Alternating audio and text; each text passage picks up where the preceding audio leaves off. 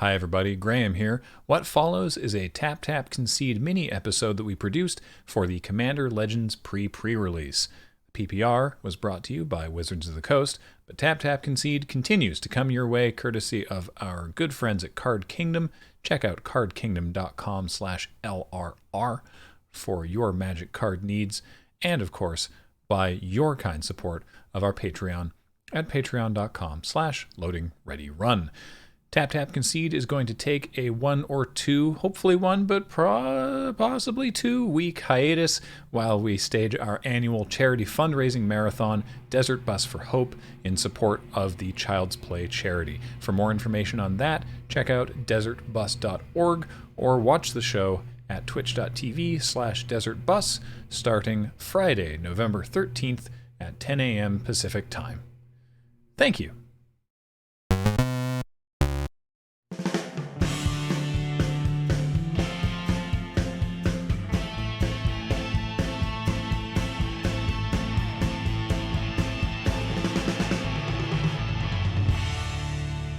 Hi, everybody. Welcome to a mini Tap Tap Concede for the Commander Legends PPR.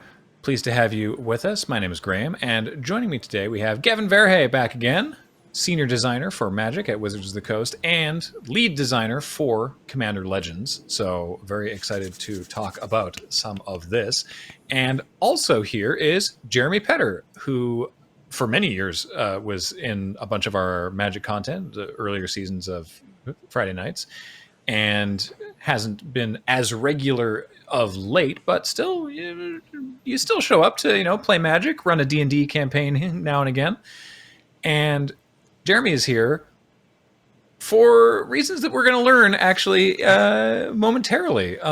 Because, Gavin, you want to sort of take us through the story of the design of Commander Legends, how it started, how it progressed, and then where it ended up. Yeah, absolutely. And I think it's quite an amazing story. So, first of all, let's wind the clocks back a little bit to about 6 years ago. And it's easy for you to just hear 6 years and be like, yeah, whatever, 6 years. But just think for a moment in your head, like what you were doing about 6 years ago. And that is when the set's idea first came into existence. So it's been a long time coming. At that point, I had been only at Wizards for about 3 years, right? And so I was still kind of like finding my footing, trying to figure out, what new stuff I could come up with. And one thing I love to do is travel. And I love going to Grand Prix or now Magic Fests. Not so much this year, maybe, but in general. And I was up at, of course, Grand Prix Vancouver, which is always a great time because a lot of my friends are there, including the Loading Ready Run folk, who are fantastic. And one person I was hanging out with was Jeremy Petter. Now, Jeremy, what happened from your perspective that weekend? So, we were like, my wife and I had just moved to Vancouver pretty recently, and it was great because finally we got to be in the same city as GP Vancouver instead of having to travel. And so I was mostly at the GP to hang out and try and pick up Commander games, but also Conspiracy 1 was very fresh in my memory, fresh in my mind. And I had acquired a few boxes of it that I was sort of carrying around with me.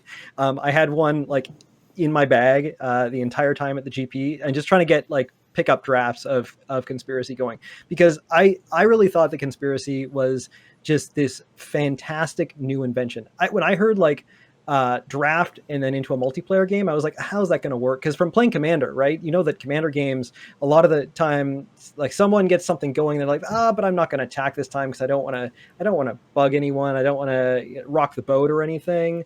And Conspiracy just did this amazing job of creating multiplayer experiences that you could draft and that really push the game forward. And I was so hooked on it. So at some point, I end up talking to Gavin about it, and I'm unloading on him many of these same things. This is how I just think the design of the set is phenomenal. And we're also talking about Commander, and a lot of my comparisons, because most of my multiplayer experience at that point was playing Commander. We just started talking about Commander and multiplayer draft formats together. And this is quite a long conversation. I seem to recall that we chatted for a while, and it involved a rotating cast that included various other members of Loading Ready Run. Gavin Duggan of the Commander Rules Committee, I believe, was involved in this conversation at some point. We totally went for dinner with Lee Sharp from the MTGO, now Magic Arena team. During this, we ran into like Marshall and Rashad from the coverage. Yeah, Gavin was also like bouncing questions off them throughout this entire time. It was pretty cool. So we ended up talking for quite a long time about that and a bunch of other topics. But the thing that was the most exciting was this idea of like, hey, what if you could draft a commander deck, and like how would you even make that work? Because what if you didn't get a commander, or like how would you manage color identity, and all these questions that were like immediately apparent as soon as you brought up the idea, but made it just a really interesting kind of problem to solve. Drafting commander. What a silly idea. Right, like the moment I heard it, I remember like I was sitting down there with Jeremy and like was talking about draft and commander, and I was like, wait a second, this could be huge. Like you've never been able to draft commander before. Commander's really, really growing. I mean, at the time, commander was like sizable, but a lot smaller than it is today. But it was very clear it was growing. What if you combine those two things? And I remember, Jeremy, as we hung out with these people throughout the course of the night, I would just throw questions at them, and everyone was like, "Oh yeah, that sounds like that could be pretty cool, right?" For the most part, there was a lot of positivity around it, and everyone was just interested in the idea, intrigued by the idea. And initially, I mean, there were all kinds of things we had to try and solve, right? Like that first night, it was like, how do you draft your legend? I remember that was a big one that we talked about, right? Yeah, and at the time, you were like throwing out ideas. I was sort of talking about, because I can been sort of semi thinking about this idea of commander draft format, maybe where you brought your own commander, and so you bring your own commander to the table, and then you would draft around it, or like doing that with mini masters, right? Like you bring your own commander and then try and play mini masters with it. And so that was my sort of, I think, original pitch for it, because it's something that I've been pondering for a while. But then you were talking about the idea that you would have, like, maybe you would get like a draft set of packs, and maybe have like a little supplemental pack in it with a few extra legends that you could use, and maybe you draft that first, or you draft it last, or maybe each pack would have a couple of extra legends in that you would again potentially draft first or draft last, which is pretty close to what we got ultimately, right? Well, and that's also something that we tested, which I'll get into in a second. But yeah, I mean, it was funny how many things we threw around that night that ended up being things we ended up trying out. And this is the kind of thing where I hang out with a lot of people at events. There's a lot of ideas that are thrown around. Most of them never go anywhere, right? Most of them never become products, never become cards, whatever. But I always love hearing community feedback. And for me, like, I'm such a person of the community that I love going out and getting ideas from all over the place. But this was one that just like everyone, like no one was saying no to it. Everyone's like, yeah, that sounds pretty cool. Or yeah, I would give that a try, right? And just as the night went on, the gears in my head kept turning and turning. And what, of course, Jeremy didn't know at the time, and no one else really knew at the time, is Conspiracy. I think was hot off the presses pretty much. It was pretty new, and it had been doing very well for us. There was some talk of gearing up for Conspiracy 2, and I knew that there was an appetite for this kind of thing. Like the first multiplayer draft had really started to pick up popularity. Okay, what else could, like, maybe this is the thing. Maybe this is the next thing we should try out. And of course, it didn't end up being necessarily the next thing. Battle Bond, of course, ended up coming out in the interim. Conspiracy 2 ended up coming out in the interim. But it was going to be a big thing. So I left that weekend with my head full of ideas. And I have to give Jeremy a big thanks. And it's super cool that the idea, I think, started with loading, ready, run, in a sense, right? Because you are always so much like fun forward, like make sure that have these pre-releases and all kinds of wacky things can happen in them. All the video content you guys make, like, it's always about fun. And what's more fun than Commander Draft, Mm-hmm. Yeah, I had completely forgotten that whole sort of discussion. I mean, even I don't know how much of it I was even involved in, but when the set got announced, right? It's like it's Commander Legends. It's Commander that you draft. It was like, oh my, it was like they've done it. It was one of those moments of just sort of like, oh my goodness, draftable Commander. What? So what was the process? Like you have that idea sort of percolating.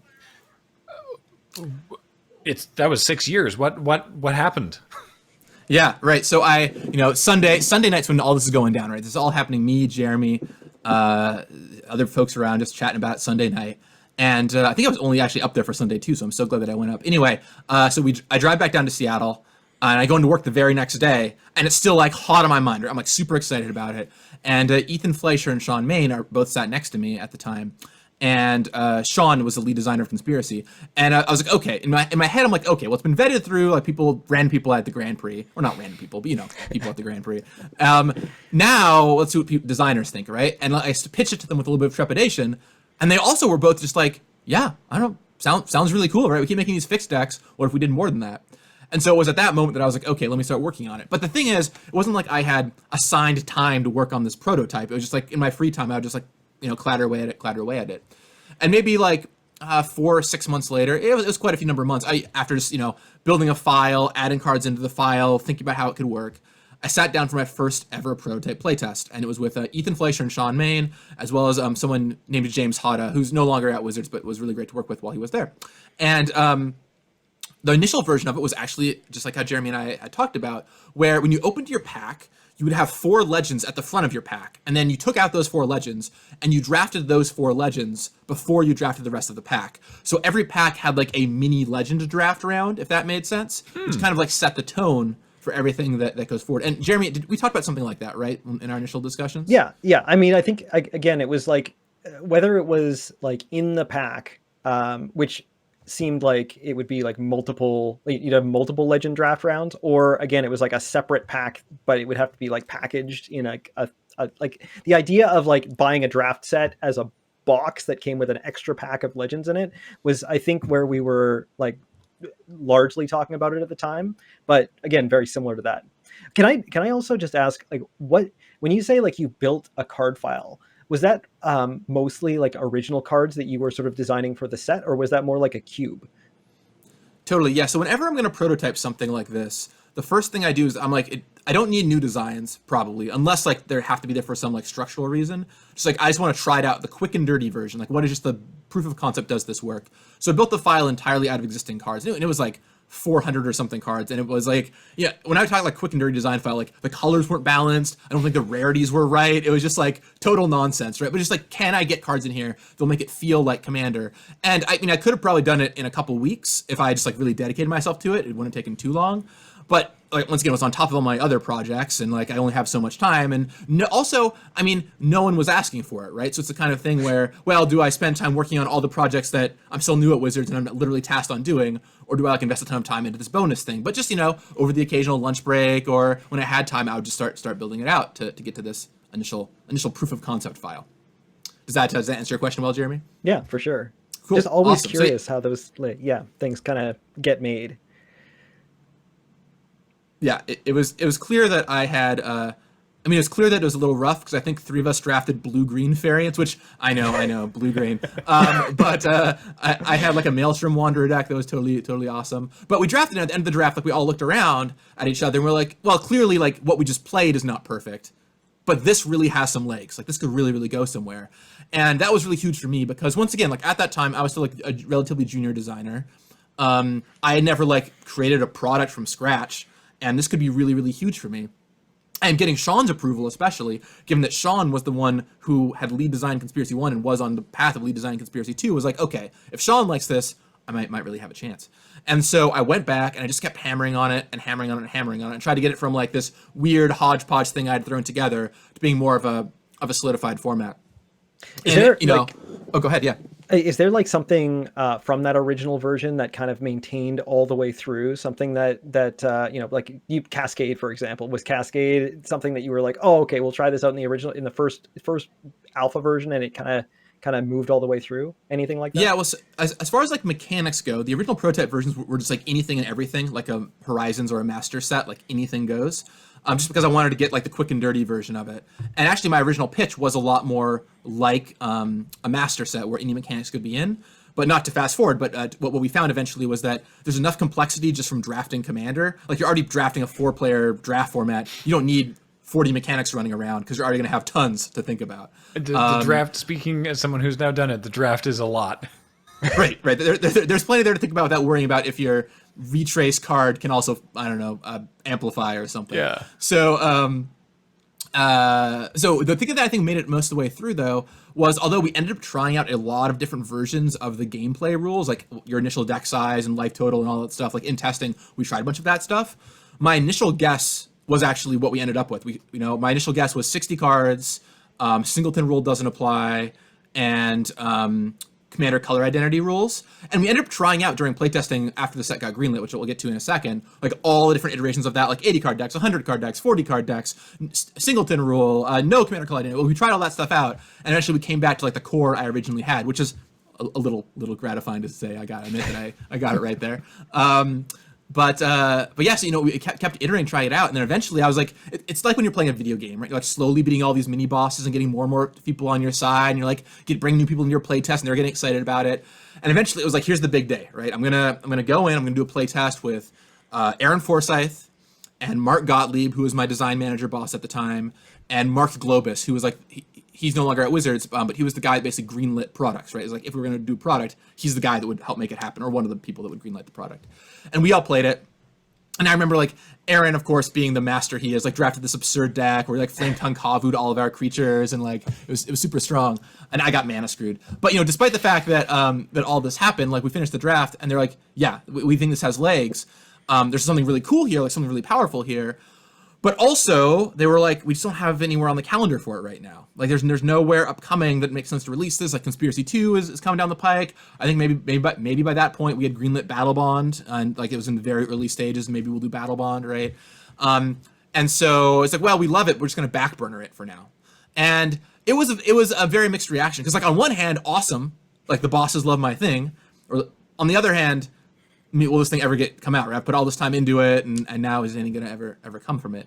But I do think, and I'm never asked to confirm this, but I'll just say it because maybe it's true, is that this probably helped the case for me becoming the Battle Bond set lead, right? Oh, like Gavin made this multiplayer draft product. Who should lead this set? Well, hey, maybe Gavin's the guy for it. And Battle Bond gave me a lot of lessons, which then applied to Commander Legends. So anyway, I'll move on to the next stage of the story unless you have any more questions, Jeremy. No, go for it. I know everyone's just hanging at the edge of their seat waiting. So anyway, like put this literally under my desk in a box, like waiting for the right time. And I went on to start working on like Commander 2017 and Battle Bond.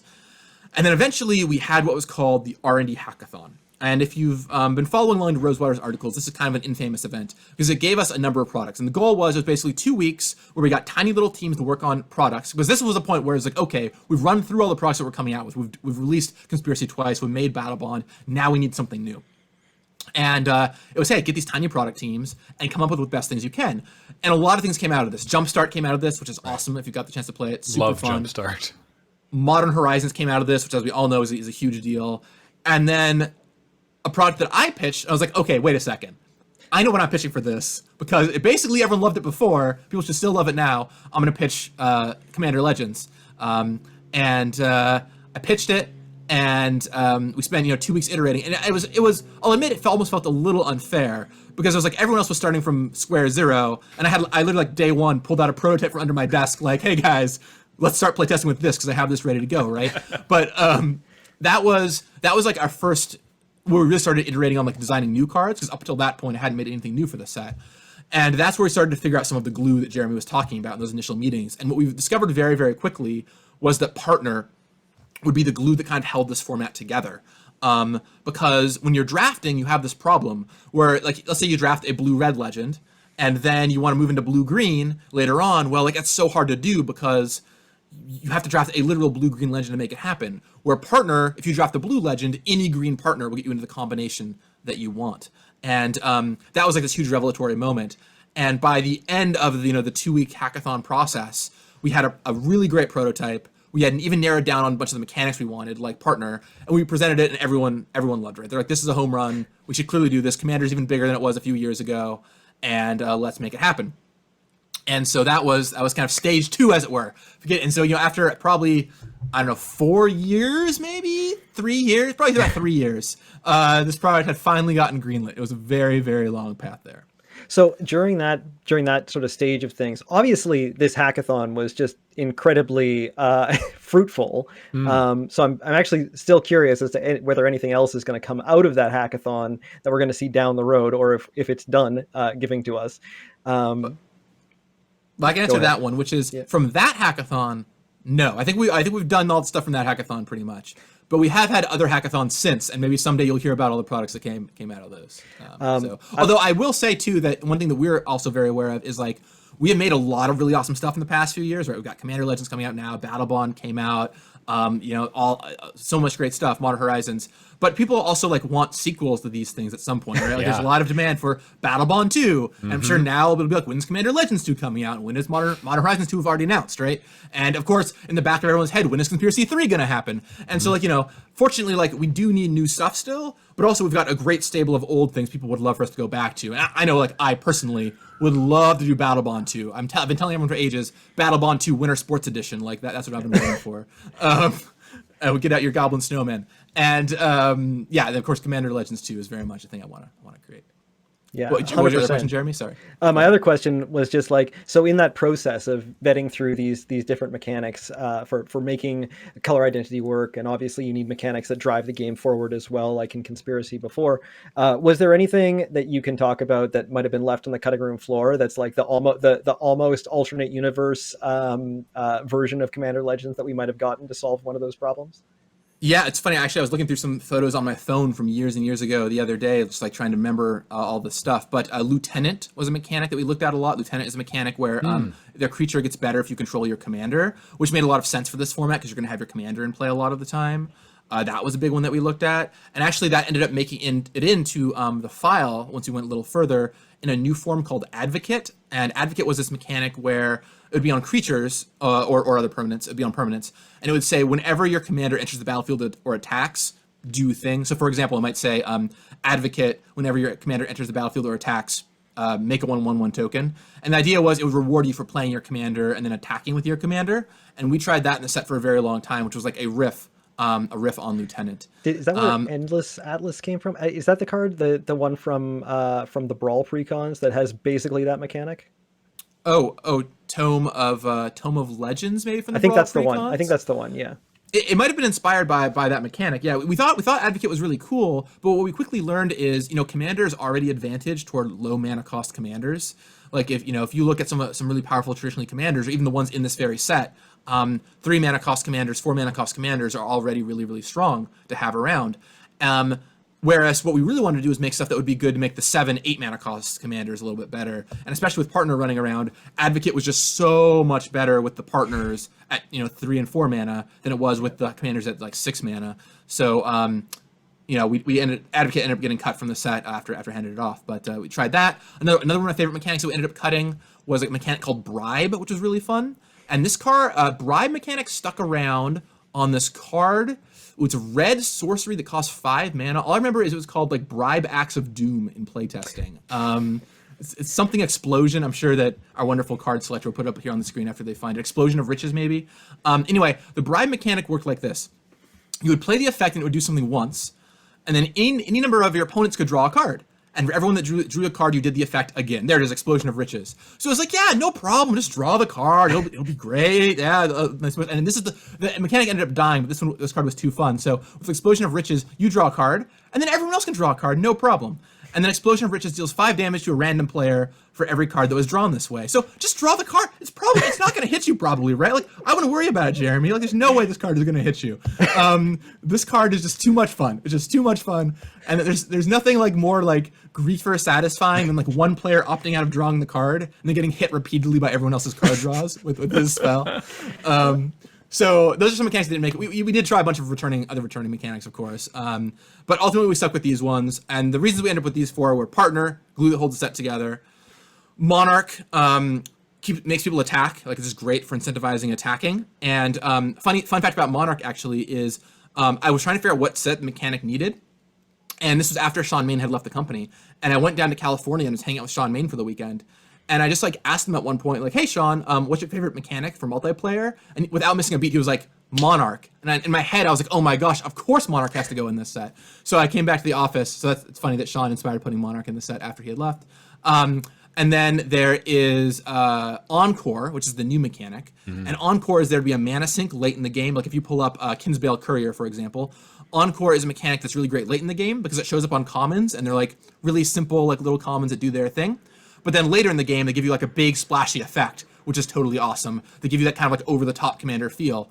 And many of them have enters the battlefield or dies or attack triggers on them so that when you bring them back and get that effect 3 times over, one for each opponent, it really feels splashy. And then finally Cascade was put in this set, and for a really fun one you pull up the Hydra that has Cascade. That's one of my favorites. Apex Devastator, I think. Yeah, Apex Devastator, yeah. The Cascade was brought into the set for a very different reason than all the other mechanics. Cascade is just fun. Like, it's just a blast. And the problem with Cascade is that competitive players did not like Cascade because the variance on it was super, super high, where kitchen table players, like a lot of Commander players, loved Cascade because, like, you never know what you're going to get. You're playing this 100-card deck, like, there's a bunch of mysteries. And so this was a set to bring Cascade back in because it probably wasn't going to get used in Standard, but in Commander, it was a great spot for it. So that's how we ended up with these 4 mechanics. Anyway, yeah, so after the hackathon, like, it became a full-on set team, and then I led the set design team, worked for a while and making much of this stuff happen, and then I handed it over to Jules Robbins, and he kind of carried the set the rest of the way on the set design portion of it. And actually, it was Jules that came up with the Encore mechanic. I can't take credit for that. I handed off the set with Advocate, and that was cut, and Encore was put in it instead. So, but yeah, I mean, that's really the short version of a very long story, nearly 6 years in the making now, and it has been quite the journey here, and I can't wait to finally be able to crack some packs and play it probably not too long here on camera. Yeah, as part of the sealed portion of the day. Right, absolutely. I've got some packs right here, so I'm very, very excited about it. Oh, sweet. Definitely. Jeremy, did you have anything else you wanted to throw Gavin's way? I have a couple of things that I wanted to just throw at you. Yeah. Thank you, Jeremy. And by the way, I'm sorry for just like going and going. No, there's so no. much to tell, That's right? It's like that's what we want. Such a story, and there's so much here to say. So yes, now plenty of questions, I am sure. So go ahead. Yeah, no, mostly. So one of the first things that we talked about, or that you mentioned offhand, was like Commander 6 years ago was it was actually a pretty different format. Like Commander has changed a huge amount. It's come a long way. Has in the time that the set has been in development, have you had to sort of like consciously go back and reevaluate things, change things? This is maybe more of like a late development question, but I'd be curious to know if the changes in the format over time have actually changed the set. Yeah, they totally did. It's a great question, Jeremy, because many years ago, like 6 years ago, when we were building Commander sets, just like how we've gotten better at building Magic sets over time, we didn't really know what we were doing as well back then. We made cards like Thrasios, which I would say are just over the line for where we want to be right now. And of course, Thrasios we reprinted in a foil-etched version in this set, but there's a lot about those early day Commander cards and like what made a reasonable Commander that we want to try and hew away from here. And we were able to kind of take some of those lessons and really build that into this set. And our huge motto for this set was we wanted to make cards that would inspire new deck archetypes, and would create like new kinds of deck cards you might want to put in your decks, cool new options, without like just being the best thing you can do. And that's something we really wanted to stay away from. And also, we're trying not to make too many just like Commander staples that you always have to play. And maybe there's a couple cards in this set that I wouldn't be surprised if they showed up in a lot of decks. But we definitely don't want to make more cards that will be in every single deck, because you can only make so many of those before you homogenize the format. And so a lot of the commanders in this set do some off-the-wall stuff. Like Krark is a card that I love. Krark the Thumbless. It's a coin flip dude. He flips a bunch of coins. It's like, is he good to play as your commander? Well, it totally depends on your deck. What else are you doing, right? So Krark is a super fun one here. There are cards like Tormod the Desecrator, which can be played in a lot of different ways. Tormod wants you to exile stuff from your graveyard. And how are you going to do that? Well, that's up to you. And because a lot of these legends have partner, there's a lot of very interesting stuff you can do to like make cool mix and match combinations with them. And of course, there's the 3-color legends as well, which have all kinds of wonky abilities. And that's where we put some really odd stuff. Like one of my favorites is Obika the Chronologist, I think is her final name, who has the ability to tap to end your turn. And it's just like, what? You read that card and you're like, what am I doing here?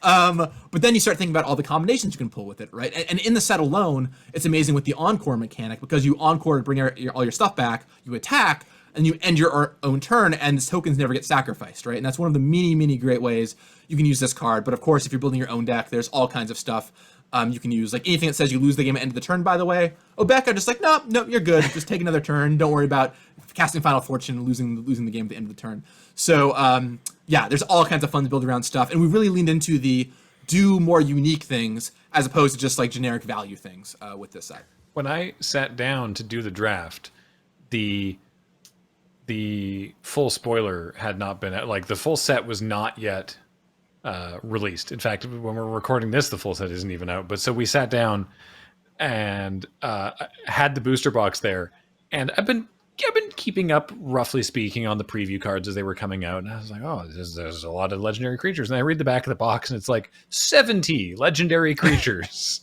like 70 new legendaries, it said, and I was just like, that's so many. Right. Yeah, there's 71 brand new legends in the set, and then 32 of the reprint legends. So with over 100 possible legends you can open, there's by like leaps and bounds more legends in this set than any other set in Magic history. And it is, part of the reason, to finish, I guess, the story of why it took so long to get here is the set actually was delayed a number of times. Like, it was ready to come out, like last year, for example, was the time we really wanted it to come out. But it was delayed to come out because we wanted to make sure we got it right. And especially with the partners and all the different partner combinations that could come together, we really wanted to put it through its paces. So we not only put more time internally into testing that, but we brought in folks like the Commander Rules Committee and Sheldon Menery to work on the set. We brought in the Command Zone and Jimmy and Josh to work on the set and really put the set through its paces and try and make all these things combined. And look, I mean, I can't sit here and tell you that there's going to be no partner combination that is absurd in this set. I mean, keep in mind that there are, with all of these partners, there's over 1,500 possible combinations now in Magic. So that is a lot of options. But we tested a lot of them, and I really hope that everyone out there in their play groups finds combinations with the partners or just new commanders that make them smile and want to try out new decks, because there is a lot of fun stuff here. I love that you had that number ready to go. Yeah. Well, the moment, it's funny, that number was not intentional. And then when I was making the first panel for Commander Legends, I just was like, I'll just do the math. And I was like, wait a second. This can't be right. And so like I gave it to like our numbers guy, and he did the math. He's like, no, that number's right. And it was like, these things add up fast. That's all I'm saying. Add up very fast. I have one more question for you. And this has to do, all these awesome legends that we're seeing in the set. It's been really amazing, I think, just to give this question a little bit of context. It feels like after Time Spiral Block, and the mending and whatnot, there was a bit of a shying away from the really old school parts of Magic's story, and all these characters and planes we just did not see for a very long time. But around 2014, 2015, when we're talking about this set being conceived, it felt like the door was starting to open again. We got that monocolored Commander set that had Teferi come back for the first time, and Freyalise and whatnot. So it's been very, very cool to see some very deep cuts in Vorthosi lore showing up in this set.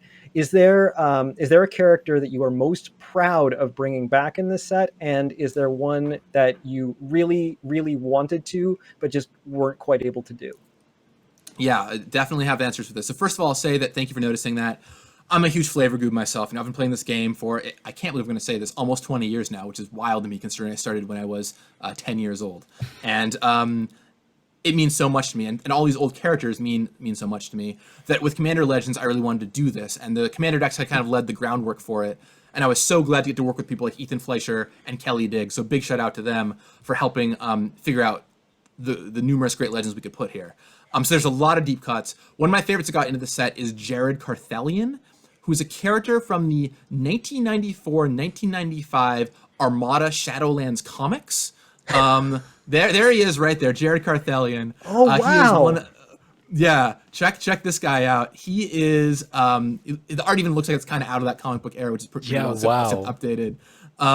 And he hails from this comic book series that, like, only the deepest of deepest flavor cuts, people probably remember. And his flavor fits great. So he's this heir, right? He's this heir, and he's searching in the quest to like become the heir of his kingdom. And so in the game, the mechanic I came up with for him that I loved is he gives your opponent the monarch, and you would go on the quest to try and take back the crown, which I think is super super cool and fits the character really well. So that's one of the ones that I love that we got in here. Although there are many deep cuts to all kinds of references, like Gore Muldrak.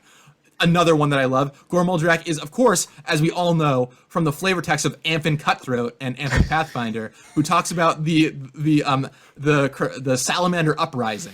And it's from these two commons from core sets. And so he's made an entire legend around this dude that is worried about like the Salamander Uprising. And of course, like, be concerned. Salamanders are going to start popping out. So be ready for the salamander uprising. So there's some really deep cuts in this set. And then, of course, just revisit famous old characters like a Chroma, right? To have a new Chroma in the set is awesome. To have a Kamal and a Jessica that can team up with each other as brother and sister is super cool. So anyway, I could run through all of them, and I know we're already going long, so I won't. But it is really cool. As far as ones that didn't get into the set that I really wanted to, two characters that were in my handoff to the set design, didn't quite make it all the way through, are Ashnod and Gix. Those are two characters I've been asked for a very long time. They're super high on my list. I even have designs for them, but ultimately there's just only so much we can get into this set. And my hope is someday we'll do a Commander Legends 2, and that will get those cards out there. So if you like what you see here in Commander Legends, and you want to see more throwback Legends, I mean, I could probably make an entire set of Legends just based out on what people have asked me, like, is this going to be in the set when I know it's not in the set? So I would love for there to be a Commander Legends 2 and get like all those Kaio dies from like Kamigawa block, and you get all the Gixes of the world and like your favorite flavor text card, like Zur Asher, the Lich Lord in there, like all this stuff. So I hope you all go out and enjoy Commander Legends. And if it's successful, I hope I could do another one for you all. It would mean so much to me. And hopefully the next one won't take 6 more years. Awesome. Well, Gavin, thank you so much for joining us and for sharing the story of how Commander Legends came to be. And Jeremy, thank you also so much for coming back and getting to sort of close that circle on the how it all started.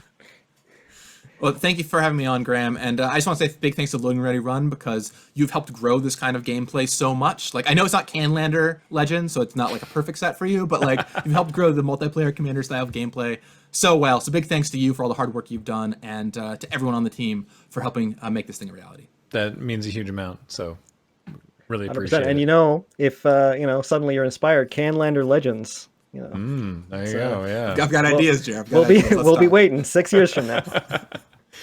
All right, that'll do it for this special PPR Tap Tap Concede. Thank you all for joining us. Please enjoy the rest of the Commander Legends pre-release.